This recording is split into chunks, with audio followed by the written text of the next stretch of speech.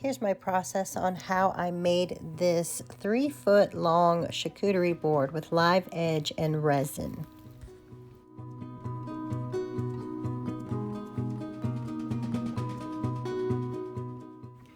So we have our wood, we picked it out, and we're ready to go. Ready to go to work. First, we're just gonna get it all cleaned up. There's lots of bark and mess in there. You know the drill.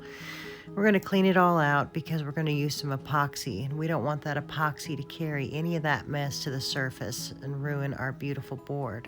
I like to give it a light sanding, wipe it off, just get it nice and cleaned up. So now we are going to move on to building our mold. This mold is made from plywood just because it was laying around the shop. And all I'm doing is it's cut to size and I'm putting it together with caulk. This next step is super important. You want to make sure that you use tape.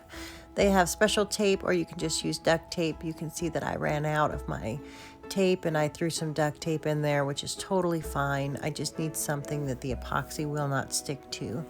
And another really important step not to miss is spraying mold release. So before you put the wood in, after you've taped, spray some mold release so that demolding doesn't turn into the nightmare before Christmas. If you're wondering about that dumbbell, I was not working out. I just didn't have my clamps and I didn't want my wood to float away. So I grabbed it and placed it on top of the wood to weight it down. So here you can just make your magical swirls, play in the epoxy a little bit. You have some time. And then I like to go through and make sure that the bubbles are all taken care of. And so I'll kind of rub it down on all of the edges where a lot of the bubbles like to hide. And then you need to get a heat gun or a torch, and that is not in the video, but you want to pop any of the bubbles. Now we're ready for the fun part, demolding. You get your hammer and your jacket on and go outside and bang the heck out of that wood. You can see that it comes off fairly easily after using the tape and the demolding spray, and it's a lot of fun. I'm going to let y'all just watch it.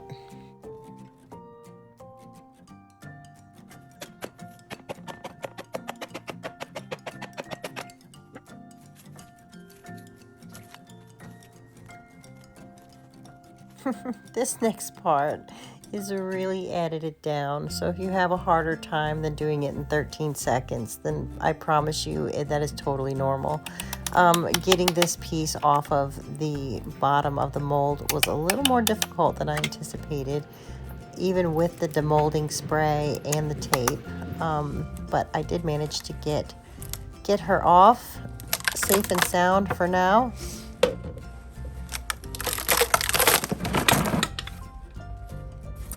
And now I'm just going to use my hand planer and clean this piece up a bit before we head to the shop.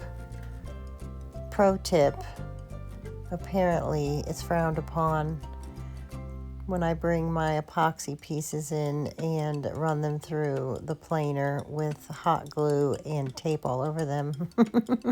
So I like to just get it cleaned up.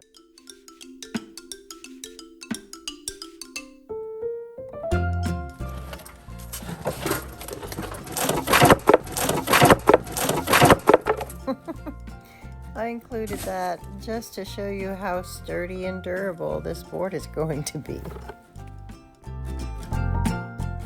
Now here I am getting ready to head over to Fort Houston and finish this board.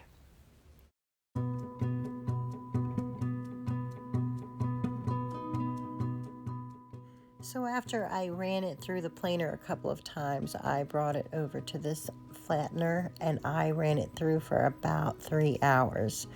It needed a lot of work flattening, but I think that it is ready to go. After getting the edges clean, we are ready to head over to the routing table.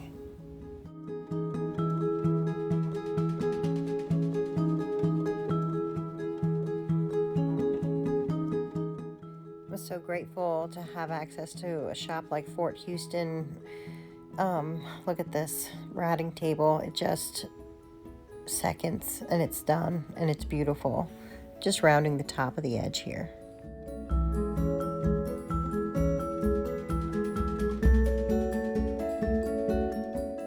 When I saw these edges, I decided to do a chamfer. We set the blade at 22.5 and just ran it around all four corners to make it easier to pick this board up. It is a big board, and I think that this turned out really nice.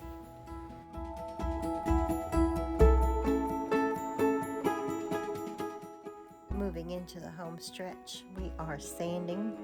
I had to start at 80 because that was what was in the flattener, and I will move gradually from 80 up to around 400, possibly 600, depending on how she looks.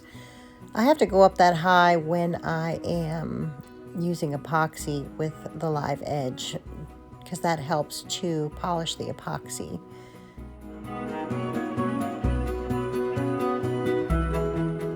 Now here we are at home finishing up our sanding. Yesterday I went from 80 to 150, and today I went from 250 to 320 to 400, all with that little guy right there. That looked like a little graveyard of sanding discs down there. Here we're just going to clean her off. This part's always so satisfying as well. We kind of get a little glimpse into what she is going to look like after we put the finish on.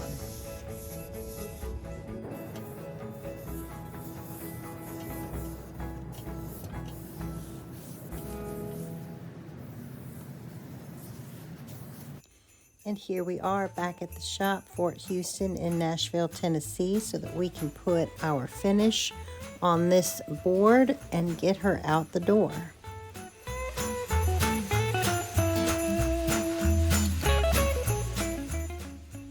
I'm just starting off with some Odie's. I hadn't used this before, but it was introduced to me yesterday, and I really enjoyed working with it, and so I'm going to use it again today.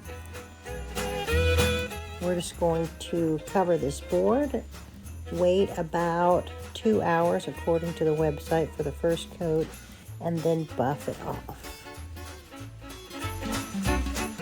Side note, what is all over my jacket? I am so distracted by that, y'all. Totally unrelated. Okay, back to work.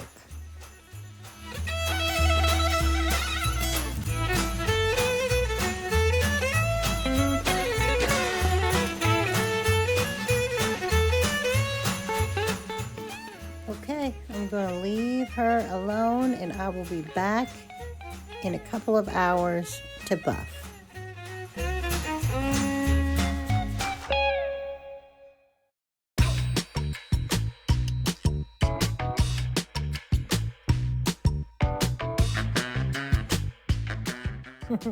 As you can see, I have made my own buffer. I've just taken some terry cloth and attached it with my hair tie to my little sander.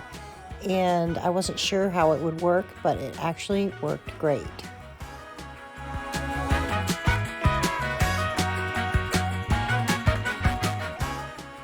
This project really was super fun, and I'm excited the way that it turned out. Also, I love when the guys in the shop stop by, especially Josh, because he always likes the smell of the finish. And I get him on camera doing this every time. I actually had to see what all the fuss was about and try it out. I agree, it smells really, really good. I think that this board is ready to go. This board is going to Connecticut as a Christmas present. I really enjoyed working on this project, and I hope if y'all try it, you'll tag me so that I can see how your boards come out.